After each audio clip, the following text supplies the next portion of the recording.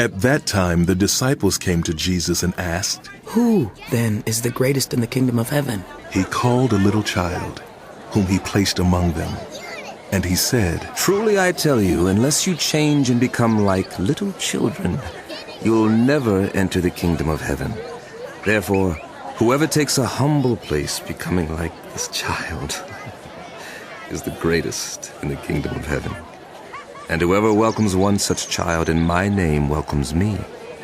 If anyone causes one of these little ones, those who believe in me, to stumble, it would be better for them if a large millstone were hung around their neck and they were drowned in the depths of the sea.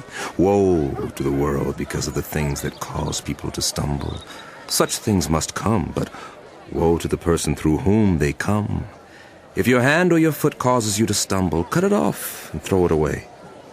It is better for you to enter life maimed or crippled than to have 2 hands or 2 feet and be thrown into eternal fire. And if your eye causes you to stumble, gouge it out and throw it away. It is better for you to enter life with 1 eye than to have 2 eyes and be thrown into the fire of hell.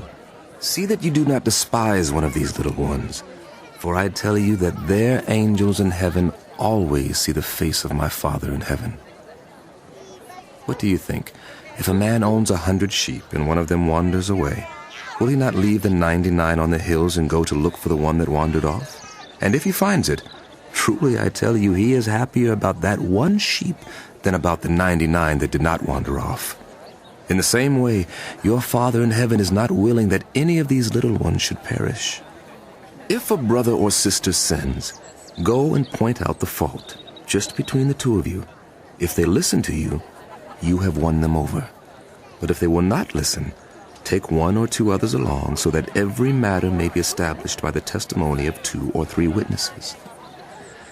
If they still refuse to listen, tell it to the church. And if they refuse to listen even to the church, treat them as you would a pagan or a tax collector.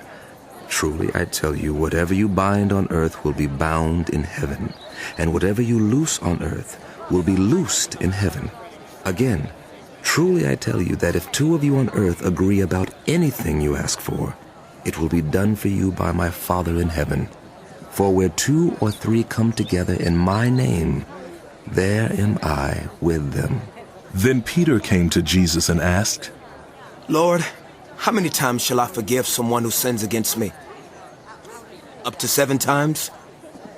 I tell you, not 7 times, but 77 times. Therefore the kingdom of heaven is like a king who wanted to settle accounts with his servants. As he began the settlement, a man who owed him 10,000 bags of gold was brought to him. Since he was not able to pay, the master ordered that he and his wife and his children and all that he had be sold to repay the debt. The servant fell on his knees before him. Be patient with me, he begged. And I will pay back everything.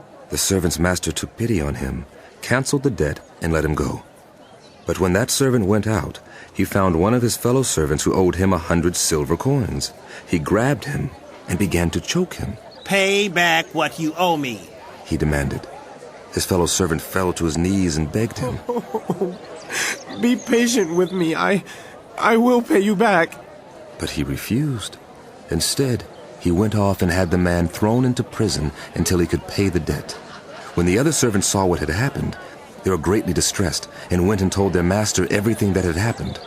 Then the master called the servant in.